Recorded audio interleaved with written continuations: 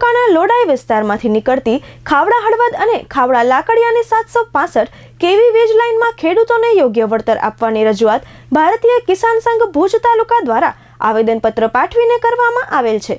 ભુજ તાલુકાના લોડાઈ ખેતીવાડી વિસ્તારમાંથી નીકળતી ખાવડા હળવદ અને ખાવડા લાકડિયાની 765 કેવી હાઈ વોલ્ટેજ લાઇન બાજુમાં મોટો રણ વિસ્તાર તથા સરકારી જમીન છે, તેના પરથી લાઇન કાઢવામાં આવે તેવી માંગ આવેદનપત્રમાં કરવામાં આવેલ છે।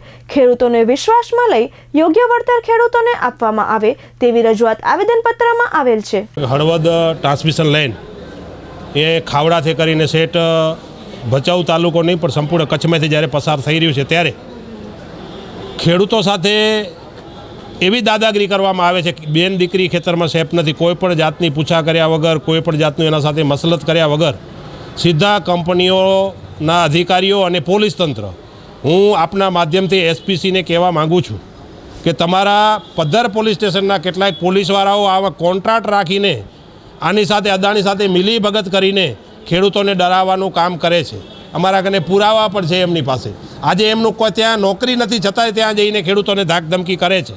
એટલે આપના માધ્યમથી કહું છું, આવા લોકો ઉપર તાત્કાલિક પગલાં લેવા જોઈએ। જવાહરનગરમાં આજથી 8-10 દિવસ પહેલાં માત્ર ખેડૂત એમ પૂછા કરવા ગયો કે ભાઈ મારા ખેતરમાં કામ કરો છો, વળતર શું આપશો? તો એના સામે બંને ભાઈઓ સામે એફઆઈઆર કરી છે।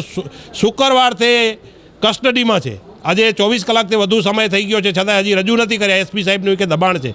એટલે આવી પરિસ્થિતિમાં આપના માધ્યમથી હું ચૂંટાયેલા પ્રતિનિધિઓને કહેવા માગું છું કે કચ્છની જનતાએ તમને ખોબલે ને ધોબલે મત આપ્યા છે અને આ દેશનો કિસાન છે તો આ દેશ છે, આ ભરણ પોષણ કરવાવાળો છે।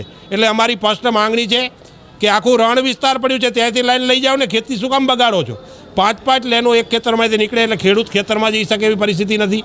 બેન દીકરીને ખેતરમાં જઈને ડરાવવું અને જો તમારે અહીંયાથી જ વિકાસ થાય, એમાં હંમેશા અમે કીધું છે વિકાસ થાય એમાં વાંધો નથી, પણ ખેડૂતોના ભોગે વિકાસ નહીં થવો જોઈએ। અમારી જે વળતરની માંગણી છે એ સ્પષ્ટ છે કે શિક્ષણ માટે તમે જમીન આપો છો, તમે સમાજ માટે જમીન આપો છો, જે સરકાર ભાવ નક્કી કરે છે એ ભાવ ખેડૂતોને મળવા જોઈએ એવી અમારી સ્પષ્ટ માંગણી છે।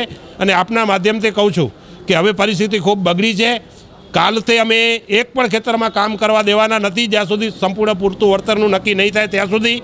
તેમ છતાંય જો જબરદસ્તી કરવામાં આવશે તો આગામી દિવસોમાં સંપૂર્ણ જિલ્લાના ખેડૂતોને એકસાથે મળી અને એ કલેક્ટર સાહેબ સામે કદાચ બેસવું પડે કે એનાથી કંઈ વિશેષ કરવું પડે। આપના માધ્યમથી સરકાર, તંત્ર, ચૂંટાયેલા પ્રતિનિધિઓને કહું છું કે હવે બહુ થઈ ગયું છે।